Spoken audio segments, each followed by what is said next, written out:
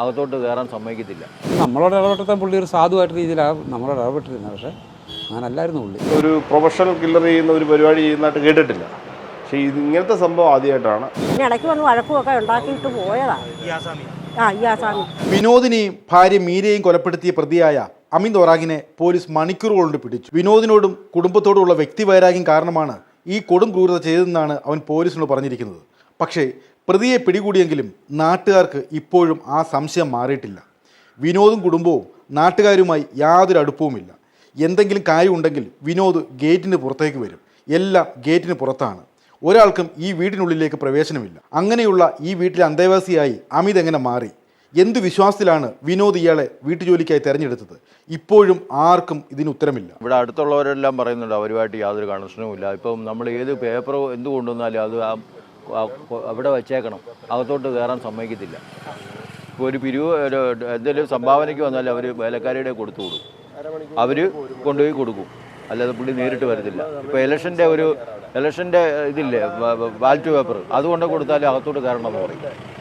അത് അന്നേരം അവർക്കൊക്കെ ഭയങ്കര വിരോധമായി. വോട്ട് ചെയ്യുന്നുണ്ടോ ഇല്ലെന്ന് പോലും ഇല്ല. അങ്ങനെ അവർക്ക് ഭയങ്കര വിരോധമായി. ഞാൻ രാവിലെ കട തുറന്നു കഴിഞ്ഞ് കുറച്ച് കഴിഞ്ഞപ്പോൾ ചേച്ചി ഓടി വന്ന് എന്നോട് പറഞ്ഞ് ഞാൻ സാറും ചേച്ചിയും മരിച്ചു കിടക്കുവാൻ തോന്നുന്നു, നോക്കാവോന്ന് ചോദിച്ചാൽ ഞാൻ ഒന്ന് വിളിച്ചതാണ്. ഞാനിവിടെ അവിടെ വരെ ചെന്ന് കഴിഞ്ഞ് ഞാൻ പെരക്കകത്ത് കയറാൻ കയറിയില്ല. പിന്നെ ഞാൻ അവിടെ തന്നെ നിന്നിട്ട് പോലീസിനെ വിളിച്ച് വിവരം കൊടുത്ത് പോലീസുകാർ പിന്നെ വന്ന് ബാക്കി കാര്യങ്ങൾ ചെയ്തു.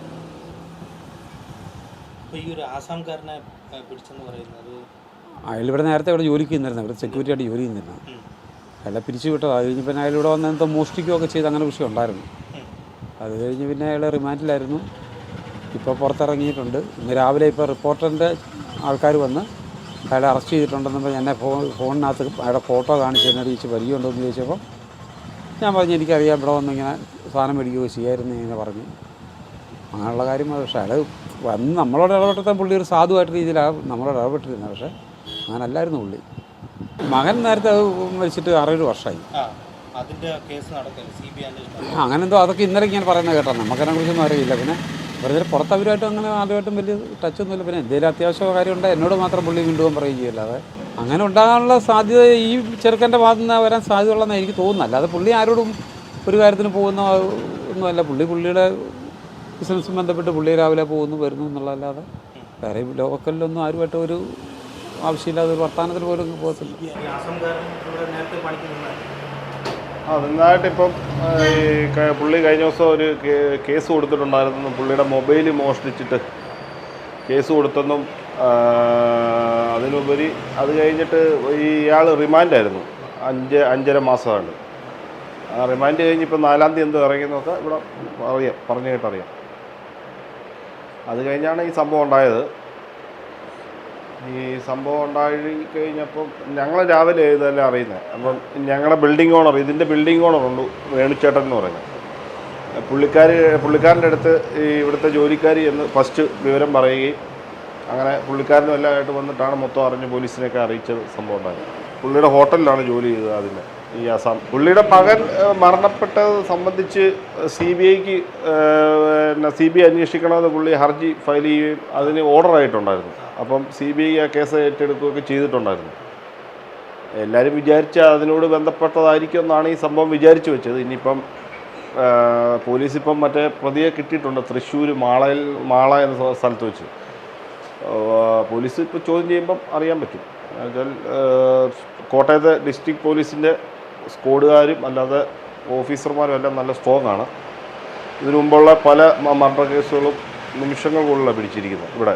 അതിപ്പോൾ വിശദമായിട്ട് പോലീസ് ചോദ്യം ചെയ്യുമല്ലോ, അതിനെക്കുറിച്ച് നമുക്ക് കൂടുതലായിട്ട് അറിയത്തില്ല. പോലീസിൽ ചോദ്യം ചെയ്യുമ്പോൾ അറിയാം. എന്നുവെച്ചാൽ ഈ DVR ഇതിൽ നിന്ന് ക്യാമറയുടെ DVR എടുത്തെന്നും ഒക്കെ പറയുന്നുണ്ട്. പട്ടി മയങ്ങിക്കിടക്കുകയാണ്. ഇന്നലെയും പട്ടി ഇതുവരെ എഴുന്നേറ്റിട്ടില്ലെന്നാണ് അറിവ് കേട്ടത്. ഇന്നത്തെ കാര്യം അറിയത്തില്ല.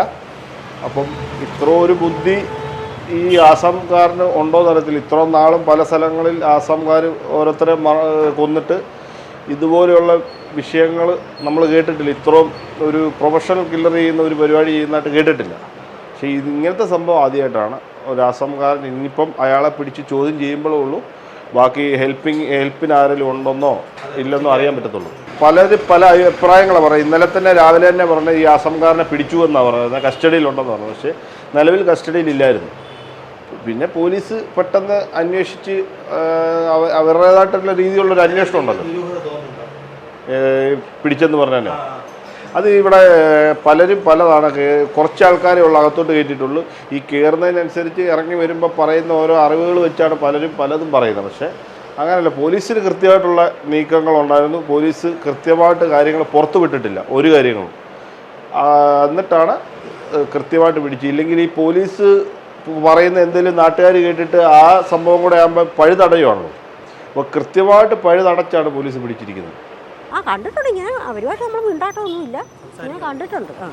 പിന്നെ ജോലിക്ക് വരുമ്പോൾ കഴിഞ്ഞ 5-6 മാസം മുമ്പ് ഈ കൊന്ന പുള്ളിക്കാരൻ ഇവിടെ താമസമാണ്, ഒരു പെണ്ണുമ്പിള്ളയായിട്ട്. വന്നിട്ട് പിന്നെ അവരുടെ മൊബൈൽ ഫോണും എല്ലാം മുട്ടിച്ചുകൊണ്ട് പോയ കാരണം പോലീസിൽ പിടിപ്പിച്ചായിരുന്നു. ആ വൈരാഗ്യം വെച്ചാണ് ഇപ്പം ഇങ്ങനെ ചെയ്തേക്കുന്നത്. പിന്നെ ഇടയ്ക്ക് വന്ന് വഴക്കുമൊക്കെ ഉണ്ടാക്കിയിട്ട് പോയതാണ്. ഈ ആസാമി ഭയങ്കര വഴക്കാണ്. ഈ അടുത്തിടെ വന്നേച്ചിട്ട് ഇത് കഴിഞ്ഞപ്പോഴാണ് ഇപ്പം ഇങ്ങനത്തെ സംഭവം ഉണ്ടായേക്കുന്നത്. ആ പട്ടികയൊക്കെ മയക്കിയിട്ടേക്കുവാന്ന് പറയുന്നത്.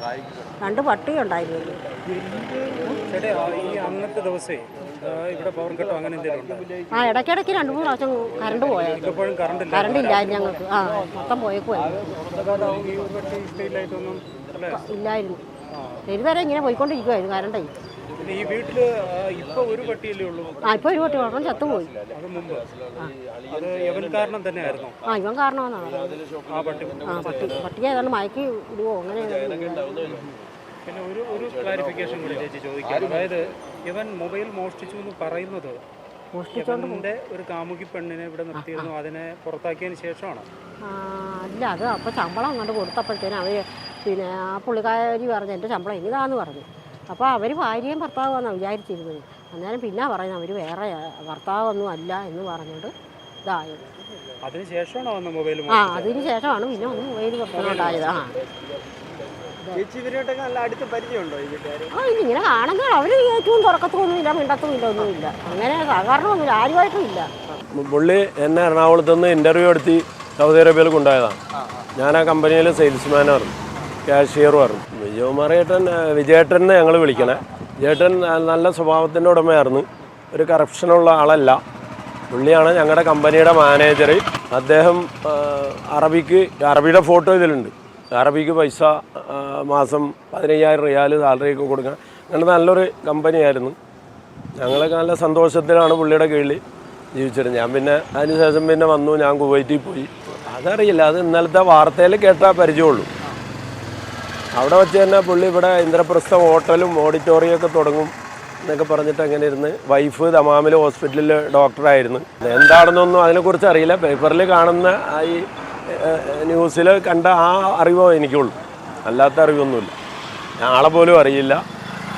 വിജയേട്ടൻ ഇവിടെയാണ് താമസിക്കുക. ഞാൻ ദമാമിൽ തന്നെ ആയിരിക്കും എന്ന് വിചാരിച്ചിട്ടാണ് വരായിരുന്നത്, അല്ലെങ്കിൽ ഞാൻ ഇവിടെ കാണാൻ വന്നേനായിരുന്നു.